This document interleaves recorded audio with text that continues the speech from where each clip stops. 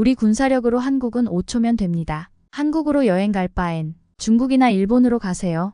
여기 태국의 한 국민이 뉴스를 보면서 경악하고 있습니다. 도대체 무슨 사연일까요? 오늘의 사연 바로 들어보겠습니다. 그 전에 잠깐 구독, 좋아요, 알림 설정 꼭 부탁드립니다. 안녕하세요. 저는 파완이라고 해요. 20대 중반의 대학생이고 태국에서 국제관계학을 공부하고 있어요. 사실 저는 어렸을 때부터 동남아시아의 국제 정세나 외교 문제에 관심이 많았어요. 특히 한국과 일본에 대한 호기심이 큰 편이었죠. 한국 드라마나 K-팝이 인기를 끌면서 자연스럽게 두 나라의 문화도 많이 접하게 됐어요. 그런데 최근에 태국에서 한국과 관련된 논란이 터졌는데 저도 그게 큰 충격이었어요.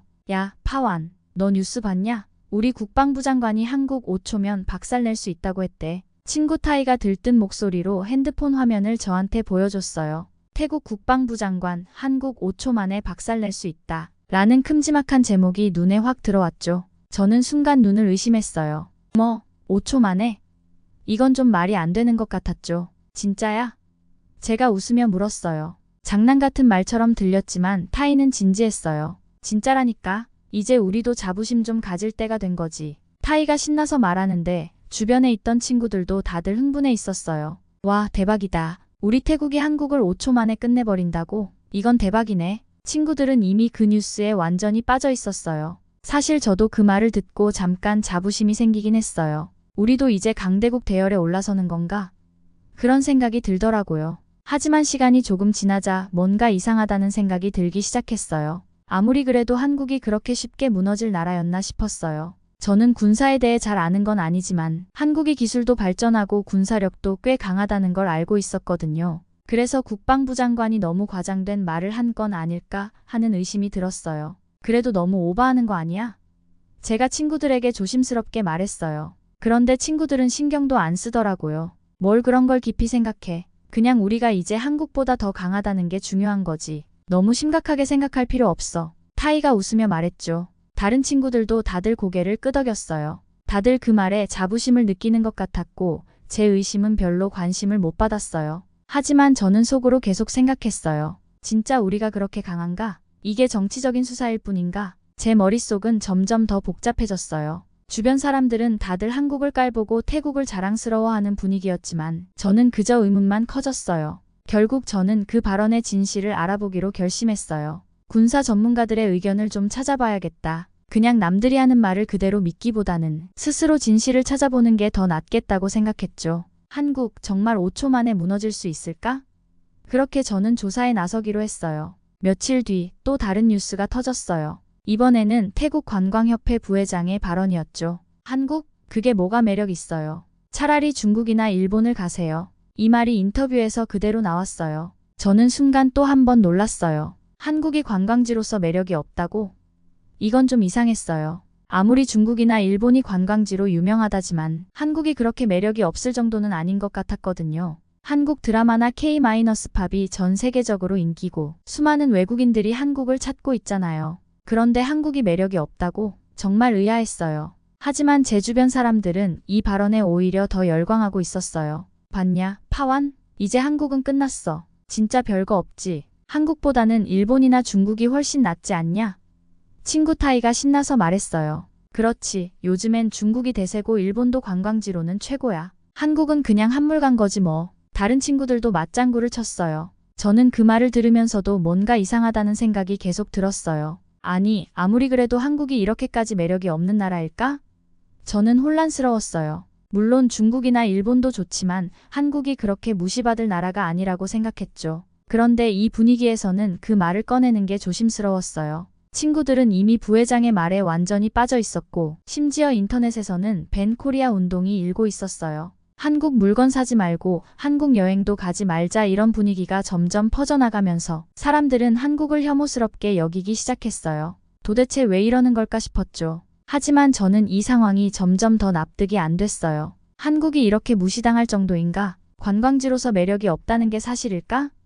이런 의문이 점점 커졌죠. 그래서 저는 결심했어요. 이번에는 한국의 관광지를 좀 알아봐야겠어. 그냥 넘어가긴 너무 이상해. 한국이 정말 관광지로서 그렇게 매력이 없는지 직접 알아보기로 했어요. 한국을 다녀온 친구들도 있었고 그 친구들의 이야기를 좀 들어봐야겠다고 생각했죠. 한국 드라마나 음악만 봐도 이미 엄청나게 매력적인데 과연 진짜로 그런가 싶었어요. 한국에 대해 알아보기로 마음먹은 저는 먼저 군사력에 대해 조사하기로 했어요. 아무래도 처음 국방장관 발언이 군사력과 관련된 내용이었으니까요. 그래서 군사 전문가들의 인터뷰나 칼럼을 찾아보기 시작했죠. 인터넷에는 다양한 군사 전문가들의 의견이 있었고 그 중에서도 한국의 군사력에 대해 많이 언급된 자료들이 꽤 많았어요. 처음에는 솔직히 좀 두려웠어요. 만약 정말로 태국이 한국보다 군사력이 강하다면 그동안 제가 너무 한국을 높게 평가한 건 아닐까 하는 생각도 들었거든요. 그런데 자료들을 하나씩 읽어내려갈수록 제 생각이 점점 달라지기 시작했어요.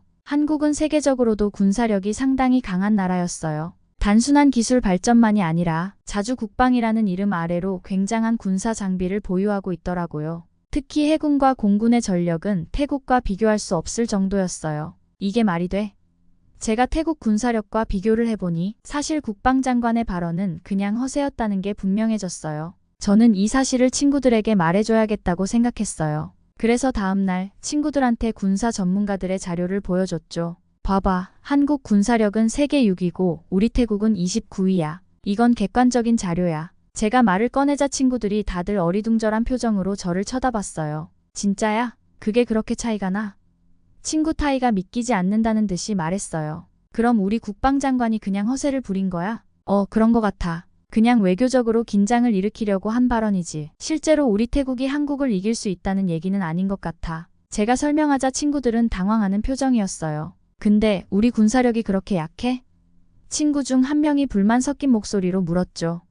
약하다기보다는 그냥 한국이 너무 강한 거지. 제가 다시 설명했어요. 사실을 말하는 게 이렇게 어려울 줄은 몰랐네. 친구들의 표정을 보니 그동안 자부심을 가지고 있던 게 살짝 흔들리는 것 같았어요. 그 순간 저는 깨달았어요. 한국은 우리가 생각하는 것보다 훨씬 강력한 나라였어요. 그리고 그 강함은 단순한 군사력만이 아니라 그 뒤에 있는 역사와 기술, 그리고 끊임없는 발전에서 나오는 힘이라는 걸 알게 됐죠. 우리 태국이 자부심을 가져야 하는 건 맞지만 허세가 아닌 진짜 강함을 배워야 하지 않을까? 이런 생각이 머릿속을 떠나지 않았어요. 한국과 태국의 군사력 차이를 확실히 알게 된 저는 국방장관의 발언이 사실이 아니라는 걸 더 확신하게 됐어요. 그런데 더 놀라운 일이 생겼죠. 바로 중국이 태국과의 협력에 대한 입장을 발표했는데 그 내용이 우리 국방장관의 말과는 전혀 다른 것이었어요. 중국이 공식 성명을 통해 밝힌 내용은 한국과의 외교적 문제는 없으며 태국과 군사적으로 협력할 계획도 없다는 거였어요. 이 발표가 나오자 인터넷과 SNS에서는 엄청난 논란이 일어났죠.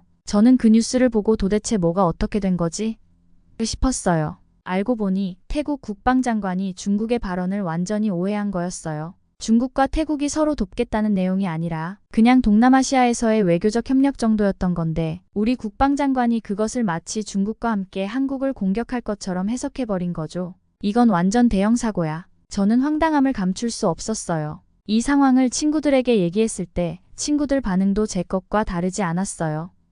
그럼 우리 국방장관이 그냥 혼자서 오해한 거였다고? 타이가 어이없다는 표정을 지으며 물었어요. 그렇다니까. 중국이랑 우리가 한국을 5초 만에 무너뜨릴 수 있다는 건 완전 헛소리였던 거지. 제가 설명하자 친구들은 한동안 말을 잇지 못했어요. 야, 이거 좀 창피한데?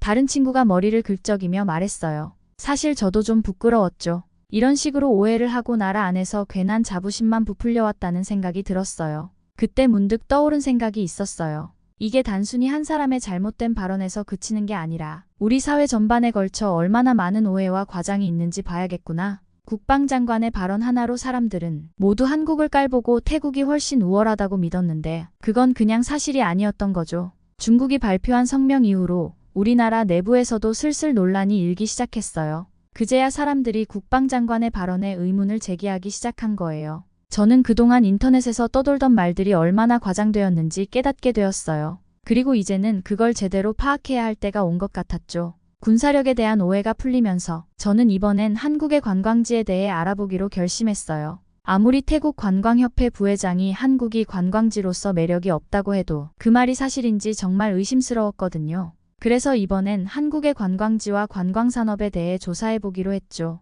우선 인터넷에서 한국을 다녀온 사람들의 후기를 찾아봤어요. 예상대로 수많은 외국인들이 한국 여행에 대해 굉장히 긍정적인 평가를 하고 있었어요. 한국의 드라마와 K-팝을 통해 알게 된 명소들, 서울과 부산 같은 대도시, 그리고 제주도 같은 자연경관이 인기를 끌고 있었죠. 이게 정말 매력이 없다고 할 수 있나? 제가 느끼기엔 전혀 그렇지 않았어요. 제가 아는 친구 중에서도 한국에 다녀온 친구가 있었어요. 그래서 바로 연락을 했죠. 야, 너 한국 다녀왔잖아. 솔직히 어때? 그때 재미있었어? 제가 물어보자마자 친구는 웃으며 대답했어요. 당연하지. 한국 진짜 좋았어. 서울은 진짜 완전 현대적이고 밤에 보는 야경이 끝내줬어. 길거리 음식도 너무 맛있고 특히 명동이나 동대문 같은 쇼핑가는 완전 쇼핑 천국이더라니까. 친구는 한국에서의 경험을 아주 생생하게 이야기했어요. 듣다 보니 저도 한국에 꼭 가보고 싶다는 생각이 들더라고요. 그럼 중국이나 일본이랑 비교하면 어때?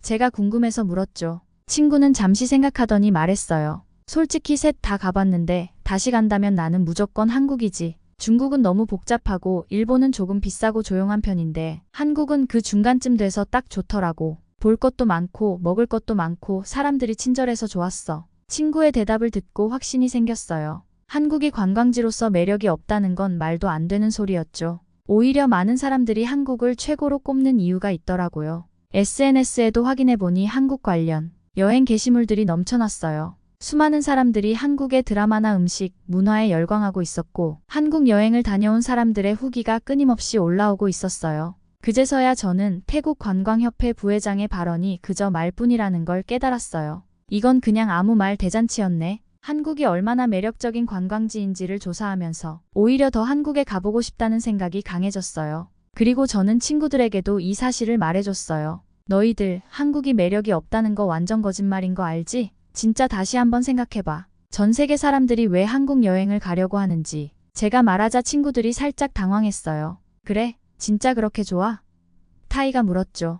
응, 한번 가보면 생각이 확 달라질걸. 중국이나 일본보다 오히려 한국이 더 매력적일지도 몰라. 제가 설명하자 친구들도 슬슬 관심을 가지기 시작했어요. 이렇게 저는 한국에 대해 더 깊이 알아가면서 태국에서 퍼진 한국에 대한 부정적인 이미지가 얼마나 왜곡된 것인지 깨닫기 시작했어요. 그리고 한국이 단순히 한류나 K-팝만으로 주목받는 게 아니라 진짜로 세계적으로 인정받는 매력적인 관광지라는 걸 알게 됐죠. 한국의 관광지 매력에 대해 알아보면서 저는 점점 더 태국 내에서 퍼진 한국에 대한 부정적인 의견이 얼마나 왜곡된 것인지 깨닫고 있었어요. 그런데 그때쯤 태국 국방장관과 관광협회 부회장의 발언이 한국에까지 전해졌다는 뉴스가 나왔어요. 특히 이 발언들이 한국에서 어떤 반응을 불러일으켰는지에 대한 전문가들의 분석이 줄을 이었죠. 한국에서는 이미 태국과의 관계가 서서히 악화되고 있었고 최근 몇 년 동안 불법 체류자 문제로 태국인의 한국 입국이 까다로워지고 있었어요. 그런데 이번 발언으로 인해 상황이 더 악화된 거였어요.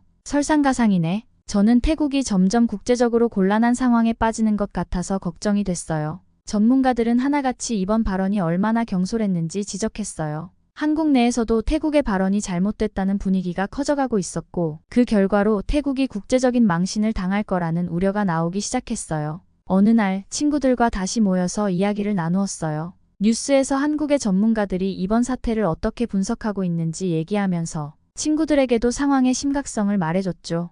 야, 우리 진짜 이러다 큰일 나겠어. 국방부 장관이랑 관광협회 부회장이 괜한 소리해서 태국이 국제적으로 망신당하는 거 아니냐? 제가 진지하게 말하자 친구들도 슬슬 걱정하는 눈치였어요. 근데 진짜 한국이랑 우리 사이가 이렇게까지 나빠질 줄은 몰랐는데. 타이가 말했어요. 그러니까. 게다가 한국 입국이 더 어려워지고 있잖아. 특히 우리 불법 체류자 문제 때문에 말이야. 이제는 더 까다로워질 거래. 제가 말하자 친구들은 다들 심각한 표정을 지었어요. 야, 근데 이거 우리 잘못한 거 맞지 않냐? 다른 친구가 고개를 숙이며 조심스럽게 말했어요. 그러게. 괜히 우리 자존심만 세운다고 한국을 깔보는 게 좀 그랬던 것 같아. 한국 전문가들도 이번 사태는 태국이 잘못했다고 하고 있더라. 제가 말하자 친구들도 차츰 인정하는 분위기였어요. 전문가들의 분석에 따르면 태국이 이번 사태로 인해 외교적으로 큰 타격을 받을 가능성이 높다는 거였어요. 주변 국가들도 점점 태국의 발언을 문제 삼기 시작했고 한국과의 관계 개선이 더 어려워질 수 있다는 분석이 많았죠. 그제야 저는 깨달았어요. 우리도 이제 현실을 직시해야 할 때가 됐구나. 한국과 태국의 관계를 단순히 자존심 문제로 여기지 말고 좀 더 냉철하게 접근해야 한다는 생각이 들었어요. 그렇게 한국과 태국 사이의 긴장감이 커지면서 결국 태국 정부는 한국 정부에 사과를 하게 됐어요.